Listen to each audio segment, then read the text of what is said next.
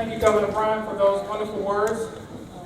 I think your presence here today demonstrates your commitment to higher education and to building the workforce of the future in Mississippi. So we really appreciate you being here, and we appreciate the proclamation designated My Best Week in the month of October. My task is just to briefly share some comments with you all to define what My Best is. And I will be brief in those comments.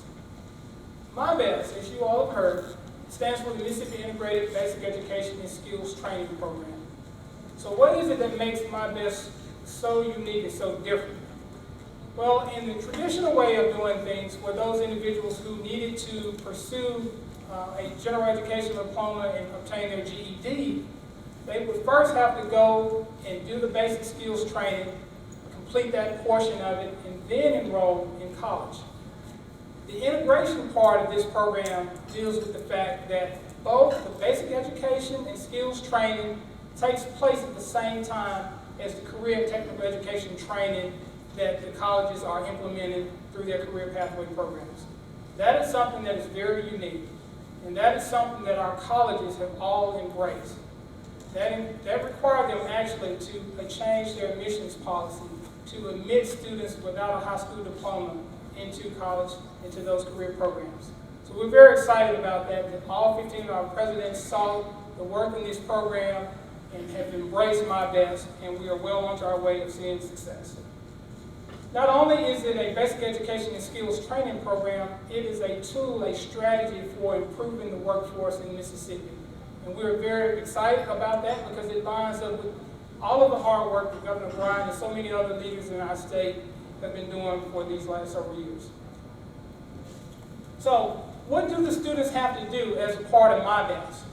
Now, I do want you all to know that this program came about as a result of really almost a 2-year planning process in which the presidents each appointed individuals from their campuses, in some cases deans, vice presidents, and faculty members, to be a part of a statewide implementation team that conducted over 1.5 years of planning to come up with the components for this program. And so what you see on the screen today are the baseline outcomes for the My Best program. So clearly, because we're trying to address Mississippi's high school dropout problem, one of the main things that we want these students to accomplish is to receive their high school equivalency. And by the way, as you all know, that's the new term, no longer using GED, it is the high school equivalency that these students are pursuing. As a part of that, students are also required to conduct work-based learning opportunities. They are each required to complete at least 20 hours of employability and life skills training to help them be better, help them to learn those soft skills such as communication skills, teamwork, and others. Each student is also expected to complete the Career Readiness Certificate. We all know that that is already proven to be a very valuable tool to employers who are looking to hire the workforce of the future.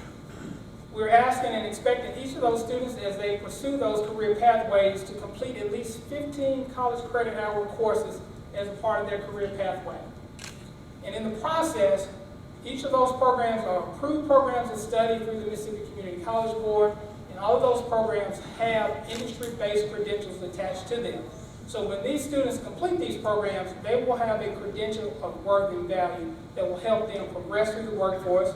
And we certainly hope and expect that they will stay in Mississippi, but those credentials are portable so that if they decide to move on, they can move on with a portable national credential.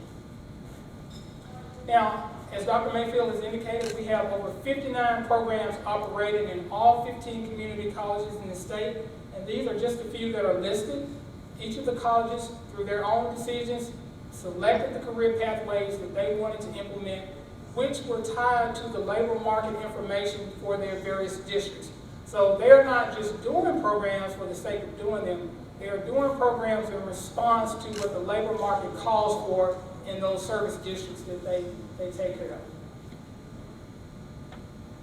Now, this may be just a little hard to read, but as Dr. Mayfield and the governor has alluded to, we started in the spring. Our first semester of implementation was started in January of this year. During that spring semester, we started with a total of 145 students. And this is a very intensive program, so a lot of startup was built into the program. So we started with 145 in the spring semester. Now we are in the fall semester, our real full semester of implementation, and we have grown from 145 students to 405, and that's what the two bar shows up there. In terms of diversity, you see that we're equally diverse in terms of the number of African American students. We have, in terms of gender, we have about a split. And actually, under my BAS, there are actually more male students enrolled than female students. And then the last pie represents the diversity in terms of age. And so we are addressing, a big number of those students are the 16 to 24-year-old population. And then that very little small sliver of purple is, I think we have 2 students who are actually over 65 years old. So we cover a range of students across all 15 community colleges in Mississippi, so we're very proud of that. It is a proven model of success. As you heard, my BAS is based on the work that started over a decade ago in Washington State with our counterpart, the Washington State Board for Community and Technical Colleges. And through their work, the IBES model, that program has been in existence for over 10 years.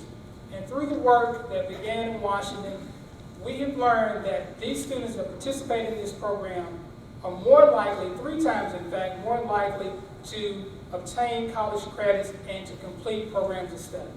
So we know that the work that we've embarked upon is based on proven, evidence-based best practices.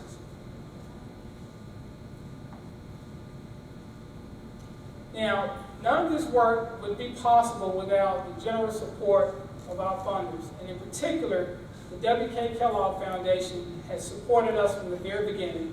We started in 2014 with a planning grant. We also received support from the Women's Foundation in Mississippi, who has been a very valuable partner in this process. And in particular, one of the things that I'd like to point out about the Mississippi Women's Foundation is that their support has been for a program that we're calling My Best Access. And the emphasis under that program is to provide funding specifically for female My Best students. And in particular, the Women's Foundation is very interested in seeing female students pursue non-traditional career pathways. And we are well onto our way of having many students, and I think, in fact, you will hear some of the success stories tonight about that. In addition to that, we have national partners such as I mentioned, the Washington State Board, the National Network of Sector Partners that's helping us with our work-based learning strategies, and obviously our agency and other state agencies such as the Mississippi Department of Employment Security and our Mississippi Adult Education Program. There's no way that we could do this work without these partners and others. And before I conclude my comments, I would just like to also point out the support, because this has been a true team effort.